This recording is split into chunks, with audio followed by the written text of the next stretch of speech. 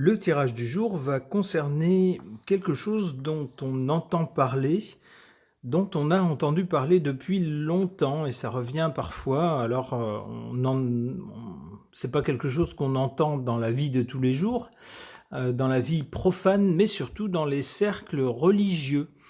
Bon, alors je ne suis pas très religieux moi-même. J'ai été élevé dans un milieu chrétien, catholique, mais je m'en suis distancé ensuite. Cela dit, c'est suffisant pour que j'ai entendu parler du livre d'Enoch. Alors le livre d'Enoch, qu'est-ce que c'est? On nous dit mystérieux, captivant et longtemps controversé, le livre d'Enoch intrigue autant qu'il dérange. Pourquoi ce texte ancien, pourtant cité dans certaines traditions, a-t-il été exclu du canon biblique? C'est-à-dire que c'est des écrits qui datent grosso modo et qui se réfèrent à peu près à la même chose que les écrits qui sont restés dans la Bible.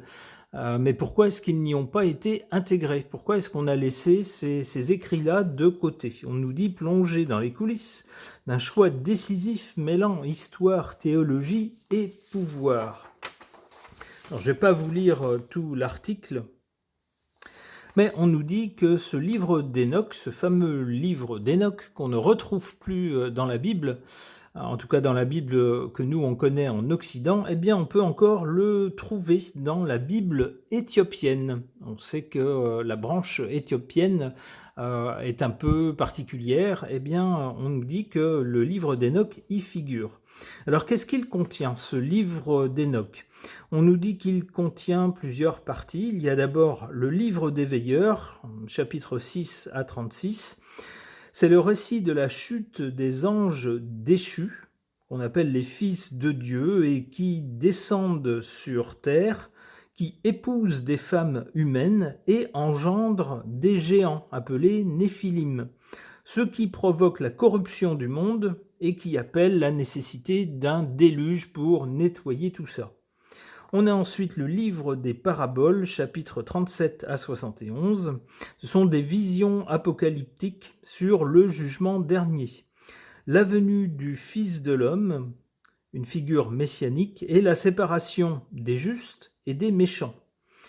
Il y a également le livre de l'astronomie, chapitres 72 à 82. On nous parle d'une description des mouvements du Soleil, de la Lune et des étoiles qui sont présentés comme un ordre divin qui a été révélé à Enoch.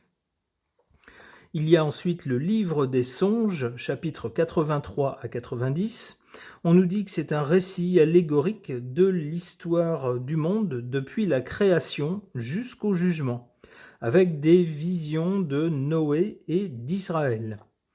Enfin, l'épître d'Enoch, qu'on appelle parfois le livre des exhortations, chapitre 91 à 108, on nous dit qu'il s'agit de messages de réprimande et d'exhortation adressés aux humains et aux anges déchus, annonçant leur châtiment futur. Bon.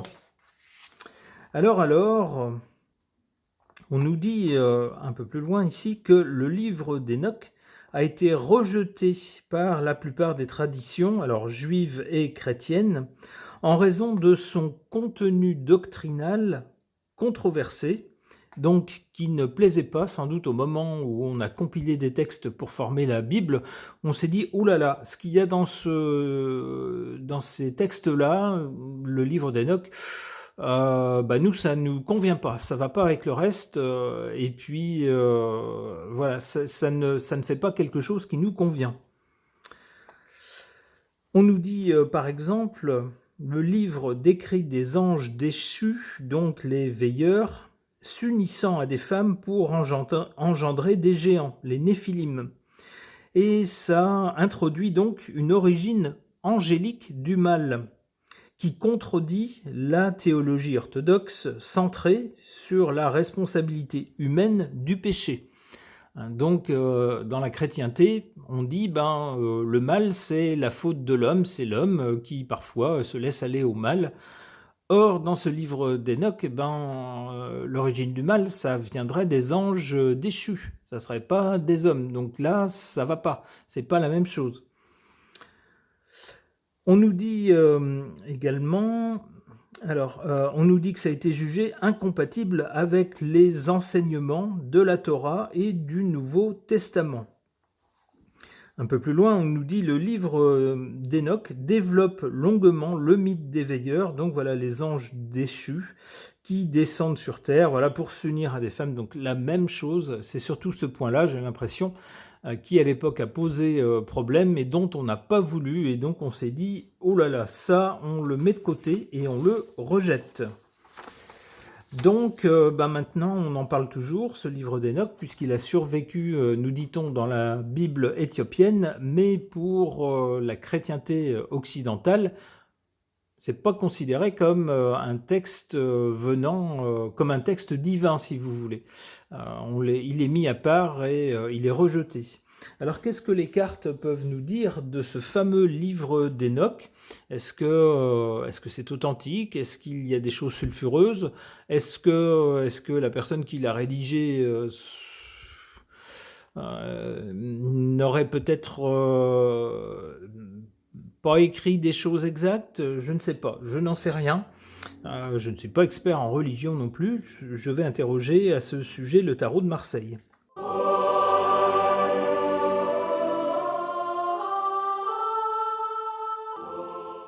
Eh bien, ma foi, voilà des cartes parlantes au sujet de ce livre d'Enoch.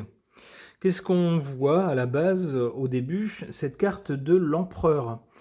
L'empereur, c'est quelqu'un qui a autorité. C'est-à-dire qu'à la base, ce texte, avant qu'un choix soit fait pour garder certains textes et constituer les textes sacrés qui allaient être transmis pour les générations à venir, eh bien, ce texte était au même niveau que les autres. Il avait la même prétention, on pourrait dire, à être un texte considéré comme d'origine divine que les autres. Mais patatras, ici on voit la chute, ou en tout cas la couronne qui vacille, peut-être la couronne de l'empereur. Pour ce texte, on le voit subir une attaque violente, et puis symboliquement tomber à terre. Sans doute ceux qui ont découvert ce qui se trouvait dans ces textes se sont dit « Ouh là là là, on veut pas de ça, c'est beaucoup trop sulfureux, donc on vire ça ». Et c'est la carte d'après. Avec la carte d'après, ben voilà, hein, on fait une coupure nette, on n'en veut plus. On le rejette, c'est fini, on jette ça à la poubelle. Sauf en Éthiopie.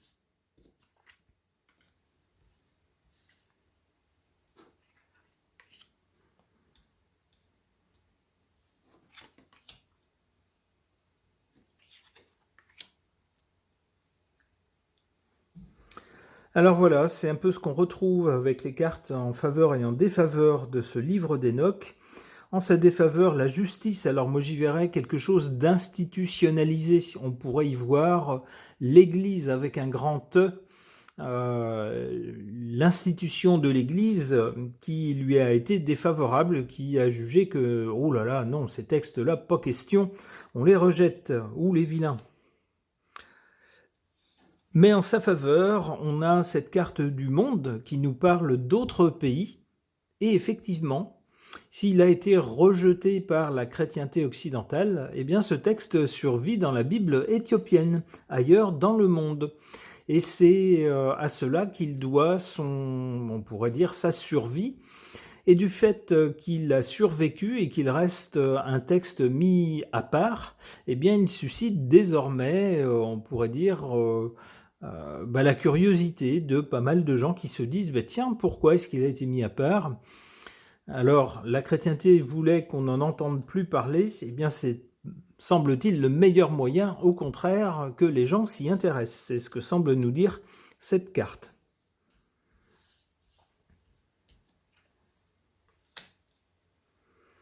Avec la papesse, on voit bien la volonté de garder ce truc-là, j'allais dire secret. Bon, c'est pas secret puisque ça figure dans une Bible, mais cette Bible-là, elle est loin, elle concerne les chrétiens d'Éthiopie. de notre côté à nous. Sans doute le mot est-il passé par des gens très intelligents dans l'institution de l'Église. Le mot est passé à tous les niveaux de ne surtout pas mentionner ce texte qui est considéré comme n'étant pas du tout divin. Une dernière carte. Le jugement. Il est bien question de jugement dans ce livre d'Enoch. Il est bien question d'une séparation des justes et des méchants. Et il est bien question aussi d'une origine du mal qui ne viendrait pas de l'homme, mais qui aurait été importée par ceux qui sont descendus du ciel. Les vilains. Il y avait sans doute des bons et des méchants là aussi. Alors le jugement, ça pourrait être aussi un retour en grâce de ce texte, alors peut-être pas dans la chrétienté, puisque, en tout cas officiellement, puisque ça y est, elle a depuis longtemps décidé que ces textes n'étaient pas dignes d'intérêt, mais peut-être par d'autres personnes, peut-être les croyants eux-mêmes qui vont décider de s'y intéresser, c'est possible également. Ok. Concernant le livre d'Enoch, ces textes qui ont été rejetés au moment de rédiger et de compiler la Bible, qu'est-ce que les cartes peuvent nous en dire? J'interroge l'oracle de la peinture.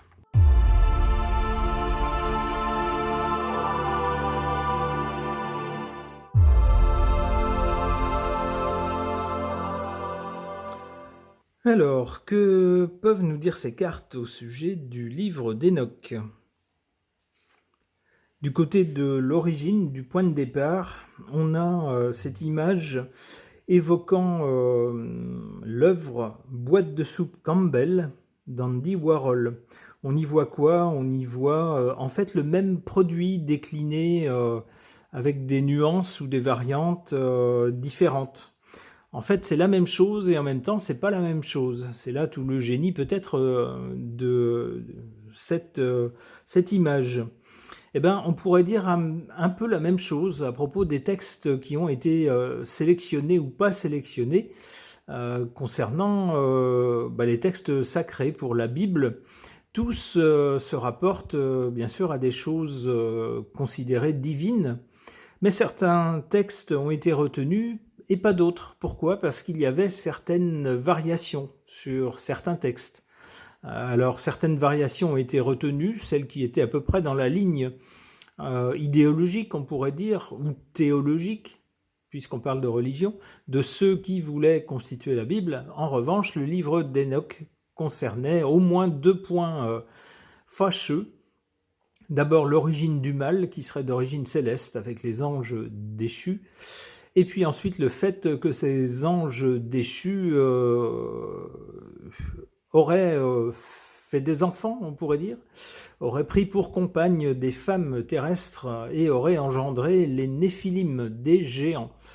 Bon, tout ça, on n'en voulait pas, donc cette variante-là a été éliminée. La carte qui suit nous parle à ce moment-là de triche. Cette carte qui est inspirée du tableau Les tricheurs du Caravage. Pourquoi tricher? Parce que en fait on a gardé que ce qui nous plaisait, que ce qui convenait à la ligne idéologique qu'on voulait donner à la Bible. Et on a écarté tout ce qui n'était pas dans cette ligne-là. C'est un peu triché finalement. Alors, dans le résultat, qu'est-ce qu'il en reste? Quel est le résultat de tout ça?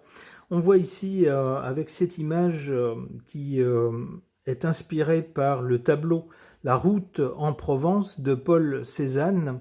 On y voit quoi? En fait, on n'y voit pas une grosse autoroute avec une grosse ville, une grosse agglomération, mais un petit chemin avec une petite maison. C'est modeste, mais c'est séduisant. Alors on pourrait y voir le petit chemin qu'a suivi ce livre d'Enoch, alors que la Bible, elle, connaissait le succès et puis l'expansion qu'elle a atteint maintenant. On a sans doute pensé que le livre d'Enoch serait oublié et disparaîtrait. Eh bien non, il a suivi son petit chemin. Il a été abrité dans une maison modeste, celle des chrétiens d'Éthiopie, et c'est ce qui lui a permis d'arriver jusqu'à nous.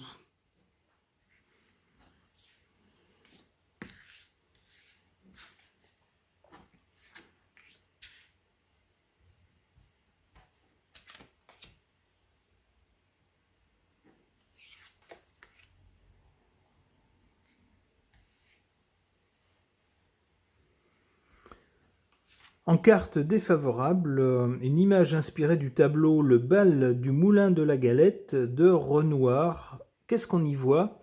On y voit une foule qui s'est pressée pour un bal en extérieur. Alors c'est une espèce de jardin public où tout le monde est rassemblé, tout le monde est dans ses beaux habits. C'est presque, on pourrait dire, une sorte de bourgeoisie. Alors le mot bourgeoisie est peut-être un peu fort, mais les gens qui sont là sont convenables, sont bien habillés, et il y a une foule immense.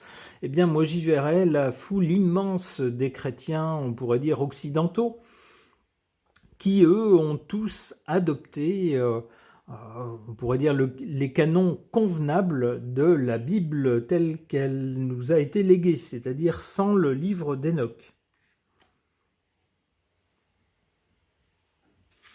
En carte favorable, cette carte avec cette image inspirée du tableau Les premiers pas de Vuillard, où on y voit une maman qui tient la main de son petit ou de sa petite pour qu'elle fasse ou qu'il fasse ses premiers pas. Moi, j'y verrais les pas hésitants, la progression hésitante ou la survie hésitante du livre d'Enoch face ici à la Bible telle qu'elle a été gardée, qui a été répandue de façon écrasante. Et bien à côté, on a le livre d'Enoch qui, lui, continue son chemin, mais vraiment cas un cas. Il s'en faut de peu pour qu'il ne disparaisse et qu'on l'oublie complètement. Mais ici, la carte est en position favorable. On nous dit que, il continue quand même. Il est tout petit par rapport à l'énormité de la Bible telle qu'elle est répandue en Occident, mais il continue, il avance.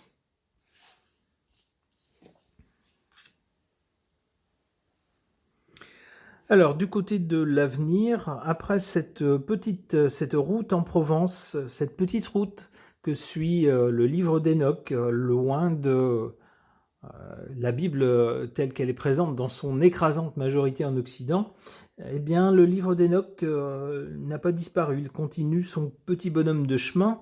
Eh bien, peut-être qu'il pourrait faire un grand retour parmi ceux qui s'intéressent aux questions de religion, en particulier chrétienne et juive, avec cette carte évoquant le tableau La Grande Vague de Kanagawa de Hokusai. Peut-être qu'il y aura à l'avenir un retour en force, une grande vague, comme le suggère cette image. Une dernière carte.